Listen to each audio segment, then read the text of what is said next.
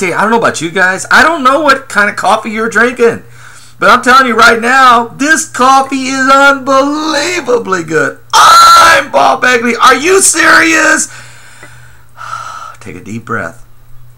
The Congress of the United States is getting ready to vote on giving President Barack Hussein Obama complete authority to declare World War III, or, in other words, continuous, endless power to declare war on anybody, anything, outside, inside the United States of America, anywhere around the world, because of the war on terror. Now, here's the deal.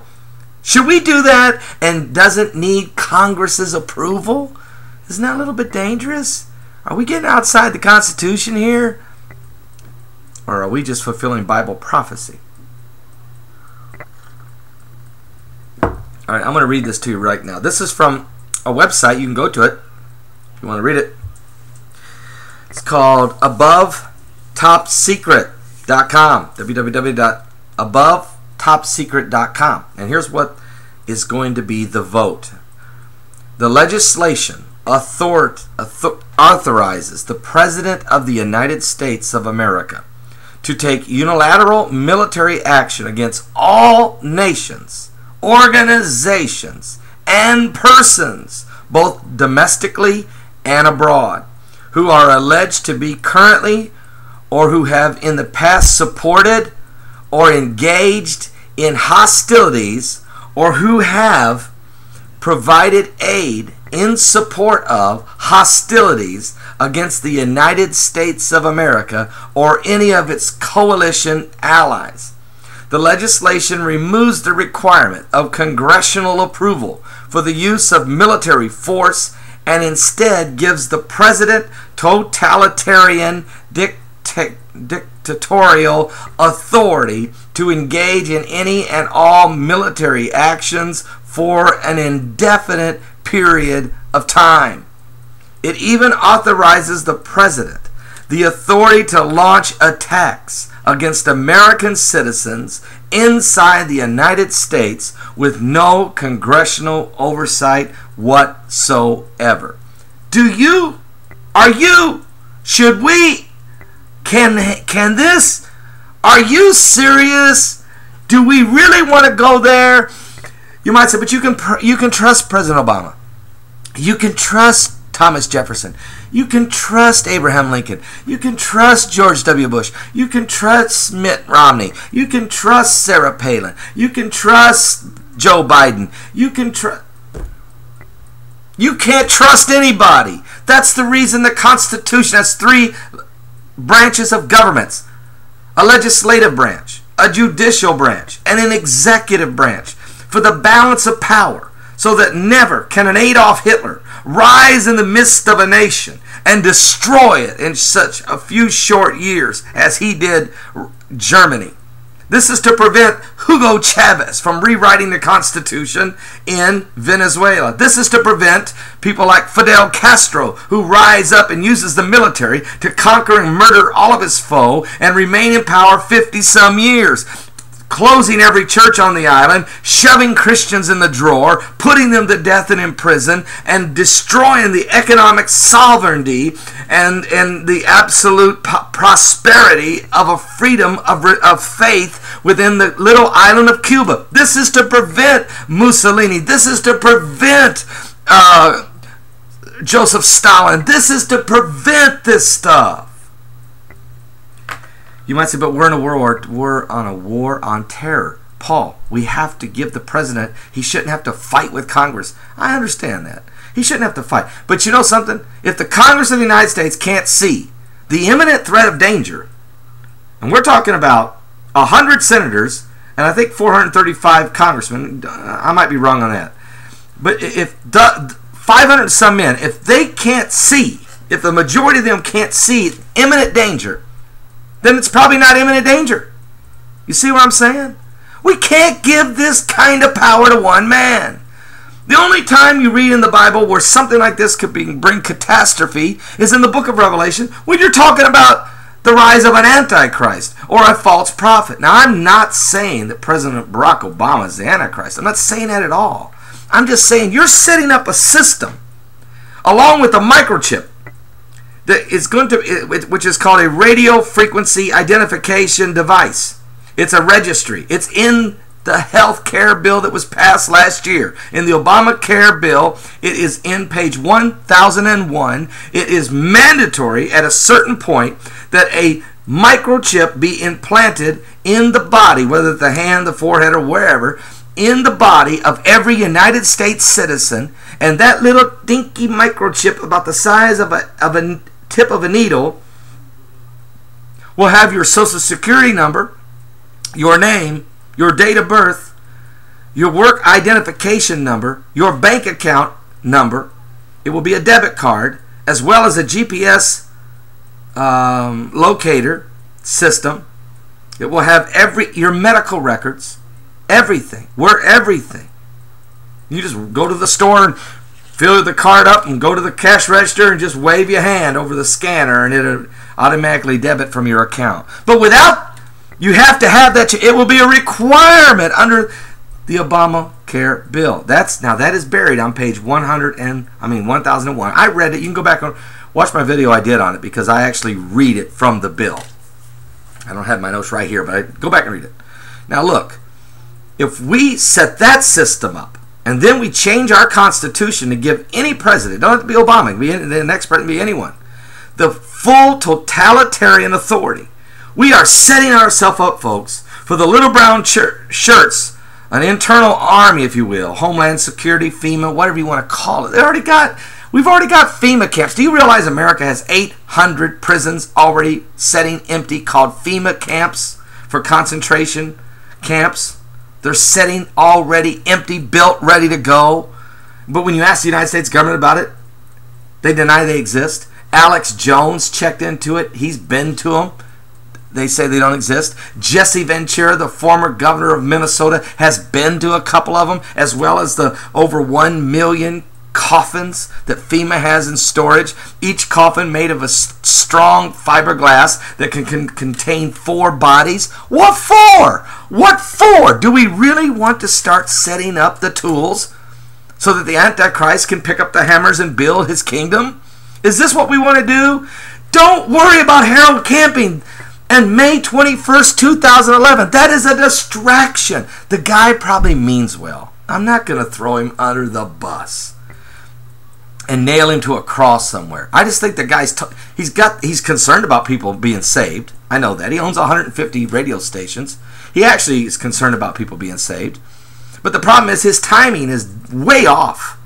He's trying to take the flood of Noah in Genesis 7:11 and the 7 days the door was left open, and comparing that to 2 Peter 3:8, where it says that a day with the Lord is 1,000 years, 1,000 years a day. So he takes those 7 days of Noah and makes them 7,000 years, adds them to the year 4990, which is when the flood happened, which was the 600th year of Noah's life, the 2nd month and the 17th day. He calculates it, adds it all up, add in the generations in Matthew, and what's he come up with?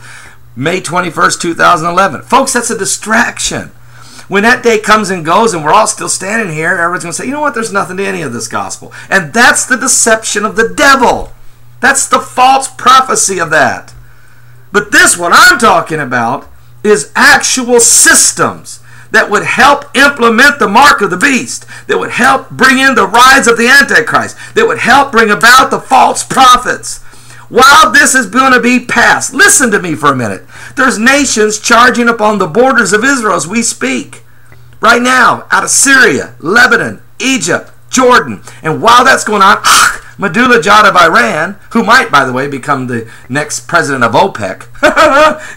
You want to have that? With him and his kissing cousin over there in Syria, President Assad, who's going around murdering the people in the streets of Syria, who's been with his Armani suits and his wife out shopping somewhere in Paris. They're out here shooting grandmother in the head. They're killing the protesters, ripping them out of their bed in the middle of the night, raping the women in Syria. And this guy says he loves his people. He's a hypocrite. He's a demon. He's a demon, just like Muammar Gaddafi, who's hiding somewhere deep in the bunker there in Libya and Tripoli. This guy's coming out. They're getting him surrounded. It won't be long. They're already putting an arrest warrant out for for him now. It's coming to an end. It's coming to an end. Not because Paul Begley said it would, but because the Bible said it would. In Daniel chapter 11, 41 through 45, it said that many countries will fall when the spirit of the Antichrist rises up and moves into the Middle East, the glorious land.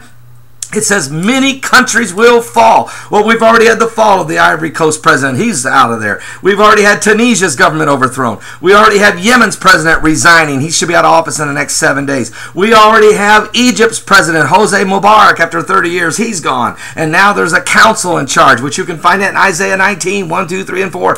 We've already had the dead birds, dead fish, dead cows falling out of the sky and dying everywhere. That's in Hosea chapter 4, 1, 2, 3. We've already got Damascus blood in the streets and near potential annihilation if Egypt gets mad enough at this Syrian guy who got through the border as they come into America. Do you realize that Damascus could be annihilated? The Bible says it will be at some point. You can find that in the prophecy of Isaiah 17:1 when it says Damascus will no longer be a city but be nothing but a ruinous heap. The technology is here to do that. Now you've got the United States of America with some preacher down in Florida who says he's Jesus Christ, and some false lying preacher in Siberia. Siberia? Are you serious? A Jesus of Siberia? Siberia? I mean, that's a place you know. That's where they send you. If there's a purgatory, that's where you go, to Siberia. I mean, my mind is starting to understand that the tools for the mark of the beast is upon us. You see, Harold Camping's a distraction. He says May 21st, 2011 is the day of judgment. He says the rapture will happen that day. And he says millions and millions of people will die on May 21st, 2011. Now, there was a lady who wrote a comment on one of my videos this morning who said, and she's a real good Christian lady. She really is. And she lives on the New Madrid Fault down near the Mississippi. And the Mississippi's right now with a 500-year flood. This flood's bigger than the 1937 flood. Okay? We're opening levees and drowning towns out, trying to save Louisiana, trying to save New Orleans. FEMA is going to decide who lives and who dies. FEMA is going to decide which town gets wiped away and which one don't. How do you like that? Doesn't matter if you paid your taxes to build your levee to protect your town. It don't matter. And you give President Barack Obama or any other president full authority to attack any nation or people or organization. What? Do you know what's an organization? The church. So if he finds that the Christian people, that the churches are a threat to his national security, he can declare war on you. You don't have to ask Congress about it. If he thinks your Kiwanis Club, if he thinks your Rotary Club, if he thinks your little militia down there somewhere in Georgia, if he thinks you guys are a threat to the country, he'll send the brown shirts in on you. Homeland Security, packing heat. If he thinks Mexico, if he thinks England, if he thinks France, if he thinks Germany, if he thinks any nation's a threat, he can go to war without even asking the American people. He can go to war against the American people. I'm not saying that he would. I don't think he would at all. I really don't. But you don't want to set up the tools. You don't want to put in the hands of any man the authority and the possibility to rule your nation without the blessing. That's what brought Rome to an end. That's what brought the Third Reich and Germany to an end. That's what brought under Alexander not so great came to an end. All of these tremendous rising dictators collapsed because there was no checks and balances, and that's how the Antichrist is going to rise. A one world government, a new world order, a one world currency, a one world military, a one world religion, and that religion, I can tell you right now, is radical Islam. That's right, it's radical Islam. The false prophet will come from Mecca, will rise from the Islamic faith. It will be a Sharia law, bust your knuckles, crack your skull type religion. You better wear your burqa. Turn out the lights at nightfall. We'll kill you. We'll kill you. This is the... What are you talking about, Paul? That's insane. That's exactly what they believe. Radical Islam will be the false prophet. I don't know who. Don't give them the tools. You need to get on the telephone right now and call your congressman, your senators, and say, don't vote for the World War III vote. Do not vote for this legislation. Do not give any president the authority to have absolute power. Because the moment you give a man absolute power, you've given him absolute authority to destroy you. Don't do that. I'm not saying he would. I've said it how many times now? I'm not saying he would. I'm just saying don't give anybody that power. We need to pray. Instead of our country worrying about how to kill everybody, we need to wonder how we're going to have a revival.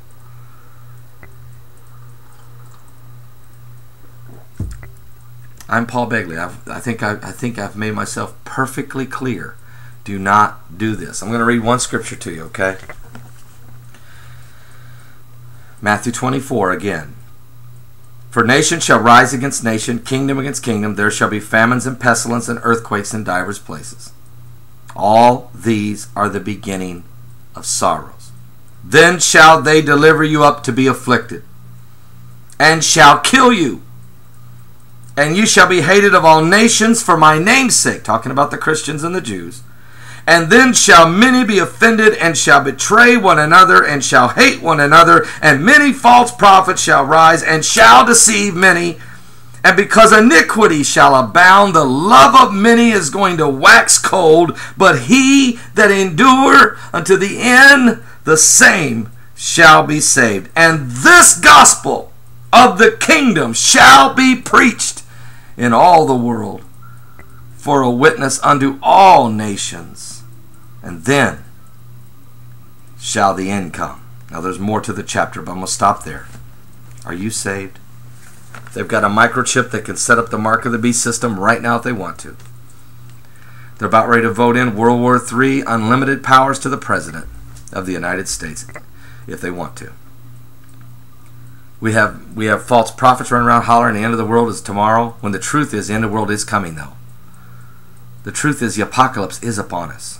The truth is the signs of the times are pointing to the second coming of the Lord. There's something biblically going on. I've never seen, in 27 years of preaching the gospel, I have never seen 5 months of Bible prophecy being revealed at absolutely astronomical, exponential speed as we're having right now.